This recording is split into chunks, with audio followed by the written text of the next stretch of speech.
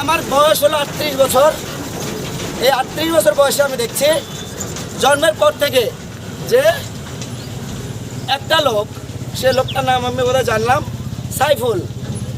সেই সাইফুল 38 বছর যাবতে এখানে আইনগত ভাষায় বলা হয় যে পৌর ট্যাক্স অথবা collection, what ever it is, I don't know, but 31 দফা তারেক রহমান স্যারের নির্দেশনা রয়েছে, যদি আমার দলীয় বিএনপি কর্মী সে যেই হোক না কেন চাঁদাবাজি সন্ত্রাসীর সাথে যারা জড়িত তাদেরকে কিন্তু কোনো রকমের কোনো ছাড় নাই। ঠিক।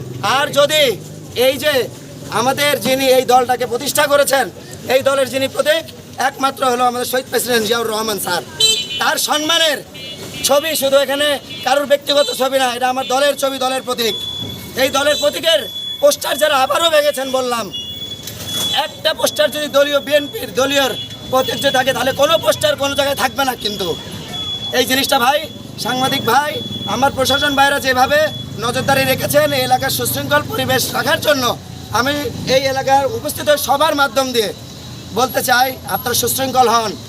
এলাকার বয়োজ্যেষ্ঠ মানুষজন যারা আছে, যারা ভালো আছে, তাদেরকে ভালো থাকতে দিন, তারা অবশ্যই ভালো থাকবে। আমাদের প্রিয় একজন ছাত্রনেতা, মেধাবী ছাত্রনেতা, রাজশাহী বিশ্ববিদ্যালয়ের কিংবদন্তি ছাত্রনেতা জনাব শহীদুল ইসলাম তহির, আজ অনেক কথা তৈরি হচ্ছে যে হাবিব গ্রুপ বনাম পিন্টু গ্রুপ। আমি সমাজে শুনছি, বিকজ আমরা যারা তরুণ সমাজ, আমরা চাই সুশৃঙ্খলতা, আমরা কোনো উশৃঙ্খলতা চাই না, কখনোই না।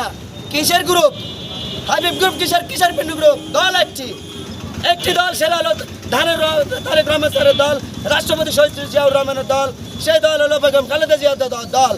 এর মধ্যে কোনো গ্রুপিং নাই।